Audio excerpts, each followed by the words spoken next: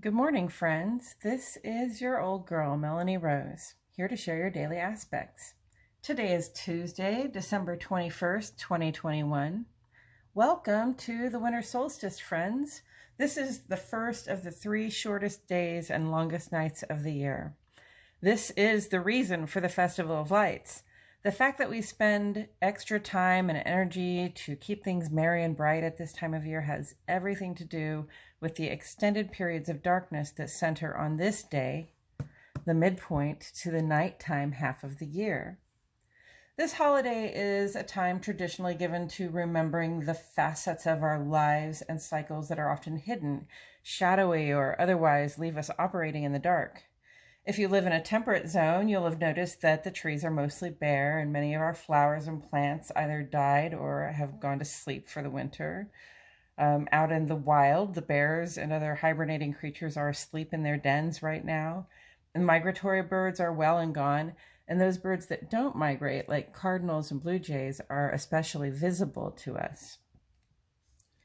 Because the nights are at their longest right now, the veil between this world and the next is at its thinnest.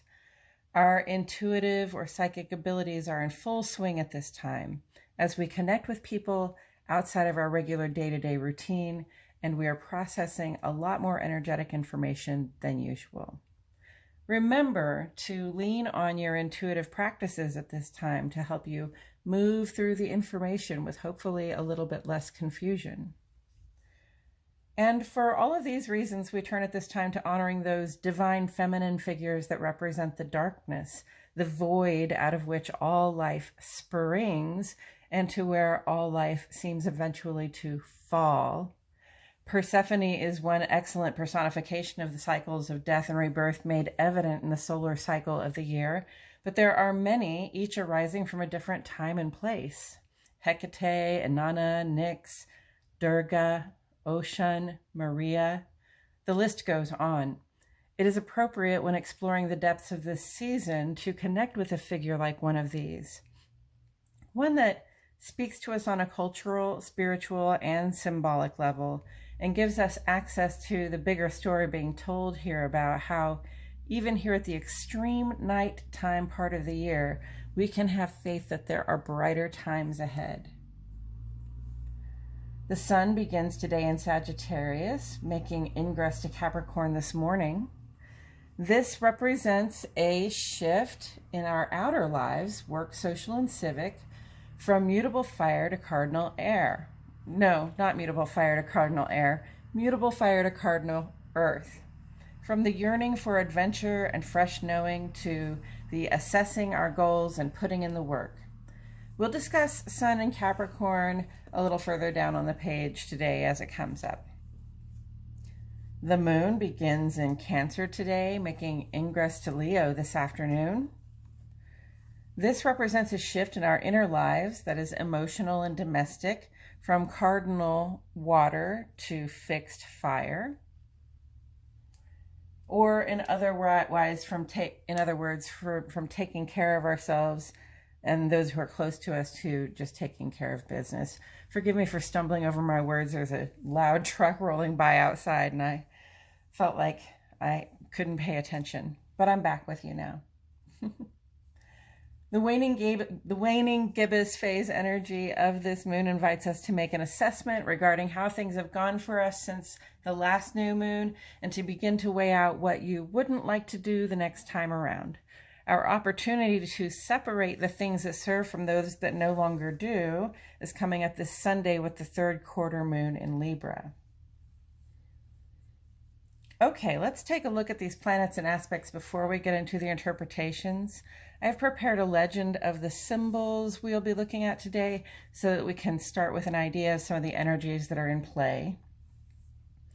As ever, at the top of our list, we have the sun. The sun represents our outer life. This is who we are when we step out the door, the person that people first get to know when they meet us, and also how we come to engage in our work, social, and civic spheres. After the sun comes the moon, and the moon represents our inner life. This is really about your relationship with yourself, our emotions, our thoughts, the things that we know, and our intuitions, as well as how we come to engage in our domestic sphere. Pluto is on the page today. Pluto represents extremes, as in the extreme ends of the story, the death, the rebirth, and also the high highs and the low lows of the experience that we have. Venus represents love and money, or in other words, how do you relate to those people and things that you value the most? Mercury is on the page. Mercury represents the intellect, especially our day-to-day thoughts, plans, and communications, the running around that we do. And Uranus is here. Uranus asks us to do things differently, and so sometimes brings about some change. Saturn represents the structures that we rely on for support. And Mars represents your personal sense of initiative, that fire under your butt that makes you specifically get going. And Chiron represents our healing. As for aspect energies on the page today, we have several. I see a couple of opposition here, and opposition really indicates a potential for conflict to arise. And I also see that as an opportunity to find the balance in a situation. We have ingress here. Ingress is transition. Literally, we have two planets moving out of the sign that they've been in and into the next sign today. So there is a bit of transition in the air today. Conjunct has been going on between Venus and Pluto for quite some time now, and it amplifies the effects of both of those planets, both of the planets involved in the conjunct aspect. Trine is a very positive aspect energy, and it indicates that things are going very harmoniously between the effects of these planets in our lives. And square represents the potential for challenges. Signs of note on the page today are Sagittarius, Capricorn, Cancer, Leo, and Libra. Okay, so with all of that said, I have divided our aspects into two columns, one for each of our luminaries. The moon sheds light on our inner lives, and it sets the tone for our emotional experiences and our domestic relations. The moon moves very quickly, creating many brief aspects that represent ambient energies that may produce moods and other internal experiences for us throughout the course of the day. The sun sheds light on our outer lives, and I address the rest of the planets on this side because these aspects take longer and they have more of an impact on our actions and interactions out in the world. We start with the moon today. I give these in Central Standard Time, friends. So at 7:10 a.m., the moon makes an opposition to Pluto. So this says to beware of polarization within the home and among you and your loved ones. Our emotions may be extra strong at this time, and this opposition aspect brings in the potential for conflict. So the challenge is to find the balance. It takes 2 hours to get through this aspect, and if we can get through it unscathed without finding ourselves in conflict with ourselves or somebody that we love at home, then the whole day won't be set up for a debacle. How about that? I love that word, debacle. Okay, so beware, polarized communication and feelings.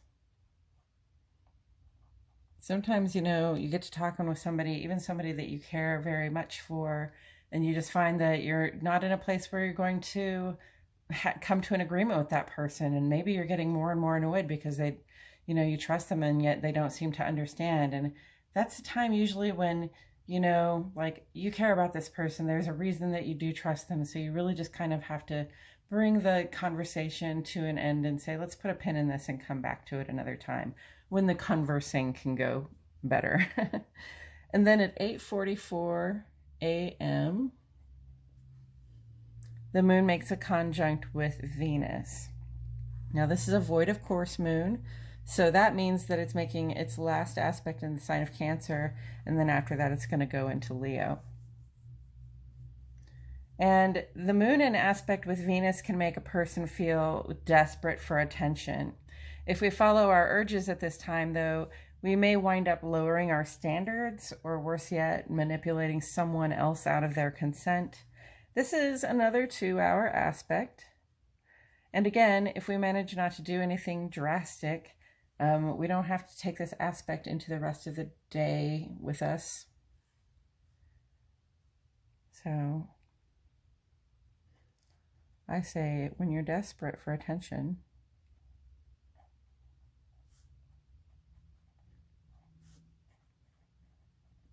give it to yourself.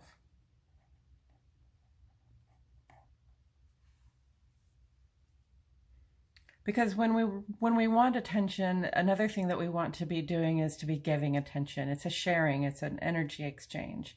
And if there's nobody there at that time that you feel like you can have that sharing with, that energy exchange, then it's okay to, lavish the attention and the loving energy on yourself, to give and receive at the same time. It absolutely works. There's no limit to the amount of love you can channel, or to where you can put that love. And I'm just going to point this out. I've already kind of circled it just to remind you that Venus and Pluto are conjunct. They have been conjunct since the 8th, and they will be conjunct through the 29th. And literally this means that they're kind of right on top of each other in the sky. They're 1 degree or less from one another. And so they amplify one another's effects.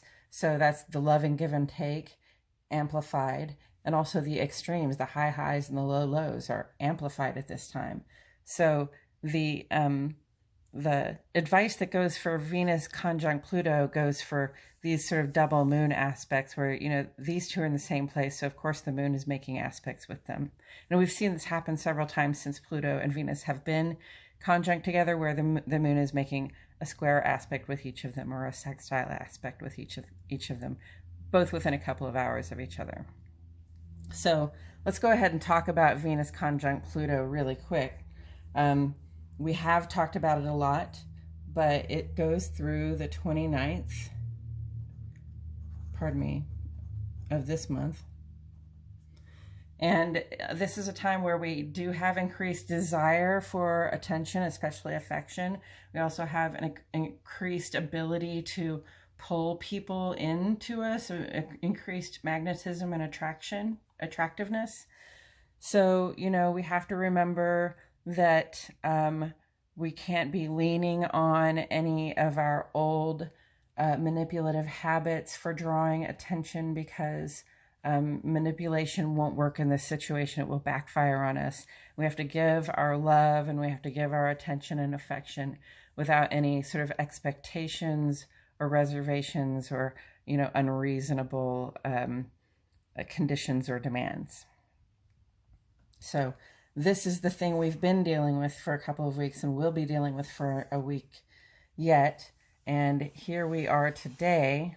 Those are the specific challenges, all right? And then this evening, actually this afternoon, at 2:53, the moon makes ingress to Leo. Now, Leo is ruled by the sun, and this is interpreted as a very warm and loving energy. Under this influence, we want to be noticed and to let our creative lights shine. We're like happy little children in the warm glow of our parents' approval. We like to dramatize things and celebrate things. This transit lasts 2.5 days.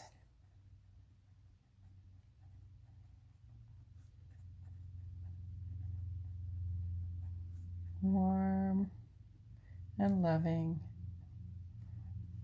Shine your light.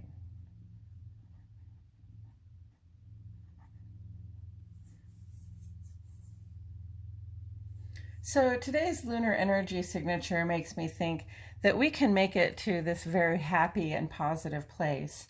With darkness comes some uncertainty and possibly some difficulty knowing where we stand or what we will do next. If we can ride through the uncertainty of this morning's oppositions, we don't have to bring them with us into the new day, the new month or the new year, and that will be reason enough to celebrate. Now, as for the sun side of the page, in the ongoing column, I just talked to you about Venus conjunct Pluto. We also have Venus in retrograde, and I've got Venus and Pluto up here with the sun because they are now all three in Capricorn together. Woohoo! So Venus in retrograde, Venus will be in retrograde through the end of January, through 1/29 actually. And this is a time for reassessing how we relate to those people and things that we value the most. Venus is in Capricorn at this time, so the challenges that are arising are likely to have more to do with our work lives than our romance lives. Our job at this time is to not panic and to take this opportunity to verify and reaffirm our commitments. And today is also day 2 of 2 for Mercury trine Uranus. The intellect here is in harmony with the attitude for doing things differently. Our meetings and communications are likely to be exciting, possibly eccentric, and definitely moving us in a positive direction. As for today at 9:59 in the morning, the sun makes ingress to Capricorn. So this transit will take about 29 days, which time we will spend feeling the spotlight on those facets of our lives that Capricorn cares the most about. Capricorn is ruled by Saturn, and its comfort zone is purely Saturnine in its focus on traditions and stability. Capricorn truly gives a shit about the rules, takes responsibility, and thrives on accomplishment. This is a sign of plodding certainty that you can begin anything and with enough sweat of the brow work, achieve it. Achieve your goals. So, tradition and stability, this is a way of saying, you know, some of the things that we do in a traditional way, they're done that way for a reason, and it's important to know what the reasons for the traditions are, because they might actually be more tactically sound approaches than the new things that we might try to make up to take their place. And, you know, when we stick with traditions that work, that helps us maintain stability in our environment. So, coming up this week on Thursday, Saturn goes square with Uranus, and this is likely to bring in some themes of rebellion against the status quo for us to have fun with. And this Saturday, Mars trine Chiron puts us in touch with our inner resources and healing vibrations. Also on Saturday, Venus conjunct Pluto will begin to find its way to the door. It'll be just a few more days after that. And the Sunday, the third quarter moon in Libra, will invite us to balance what we have against the needs, the things that need to be released, and to begin to let go of those things that no longer serve us. And we'll talk about these things and more as they arise. That's it for today, friends. This has been your Daily Aspects, an astrological weather forecast for Tuesday, December 21, 2021. Happy solstice, everybody. If you have any questions or comments, feel free to leave them in the comments section below. And if you haven't already, please like my video and subscribe to the Old Girl channel. I will leave this up for a little bit longer so that you may have time to look it over. Thank you all so much for being here with me today. My name is Melanie Rose, and I will see you back here tomorrow for more Daily Aspects.